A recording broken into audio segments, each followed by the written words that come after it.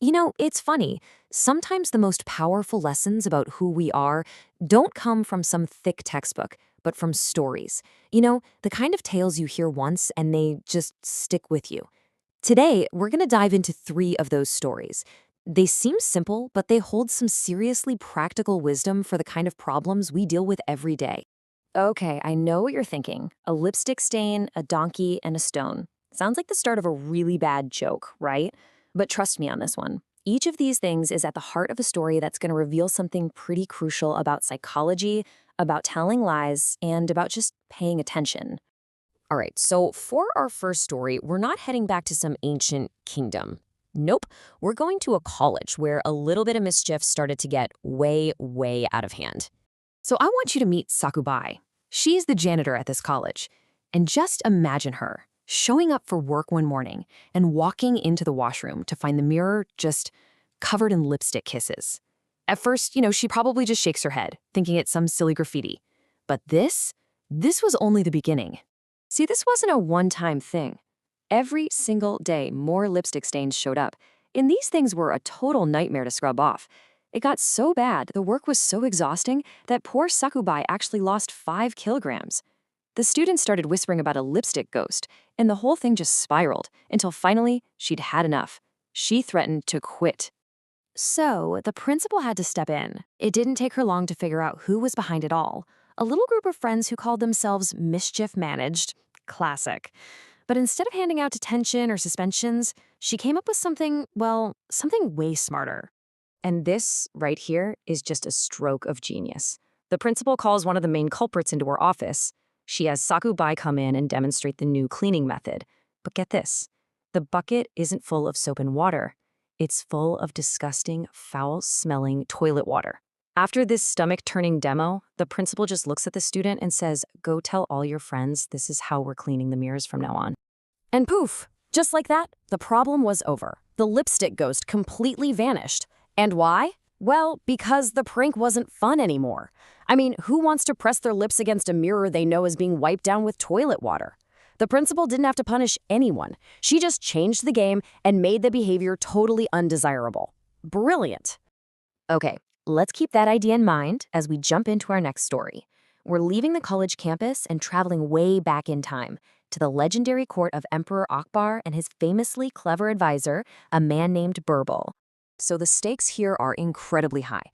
A priceless necklace, a personal gift from the emperor to his queen, has vanished from her room. The queen is devastated, the emperor is furious, and he knows the thief has to be someone they trust, one of the palace maids or soldiers.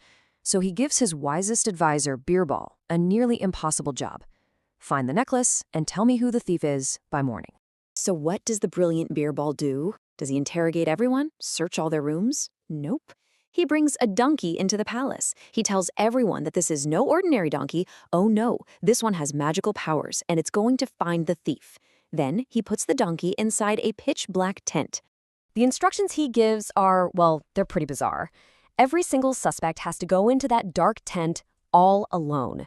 Once inside, they have to grab the donkey's tail and say the words, "I did not steal." Birbal claims the donkey's magic will let it know instantly when the real thief is holding its tail. And this is just a beautiful psychological trap. Think about it. If you're innocent, you'll walk in there, grab the tail, no problem. You know it's probably nonsense. But if you're the thief, suddenly that guilty conscience starts screaming. What if it is magic? I can't risk it. So you think, I'll just pretend to touch it. It's dark, no one will ever know. After every single person has gone through the tent, Birbal just has them line up, and he calmly walks down the line, smelling their hands. See, the donkey wasn't magic at all. Of course not. But Birbal had secretly coated its tail with a really strong perfume. Every innocent person had the scent on their hands. But one soldier, his hands were clean. His own fear of being caught by magic is exactly what gave him away. All right, for our last story, we're going to shift gears. We're moving away from solving these external problems with other people, and we're going to look at a more internal one. This is a fable about a young man named Richard who was ambitious, but, maybe not so patient.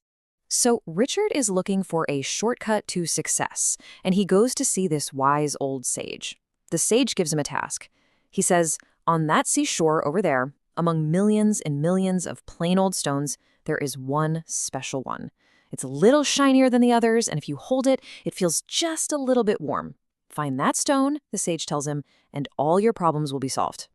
At first, Richard is totally pumped. He's super focused, carefully picking up every stone, feeling it, looking at it really closely, and then tossing it into the sea. But as days turn into weeks, and weeks turn into months, well, you know how it goes. The focused work just becomes a boring, monotonous habit. He stops thinking. His hands just start moving on their own. Pick up, glance, throw. Pick up, glance, throw. Over and over. That one simple motion becomes his entire world. For 5 long months, that is all he does. He's not really searching anymore. He's just on autopilot, totally lost in the mindless rhythm of his own routine. And then it happens. The stone. It lands in his hand. It feels warm. It has that special shine. This is it. This is the one. But his body has been programmed by months of this mindless repetition, and before his brain can even catch up and scream, "Stop!" his arm has already swung back. He throws it into the water. And in that one awful split second, he realizes what he's just done. So, wow, 3 very different stories with 3 very different endings. What's the thread that ties them all together? What are we supposed to take away from all this? Well, this table really lays it out perfectly. The principal and Burble, they won because they were master psychologists. They didn't try to force people to change. They were smarter. They changed the situation around the people. The principal made the pranks gross instead of fun. Burble created a situation where guilt couldn't hide. And then there's Richard's story, which is the total opposite. It's a warning about what happens when we fall into a mindless habit and just stop paying attention. And the moral of Richard's story is, man, it's a powerful one.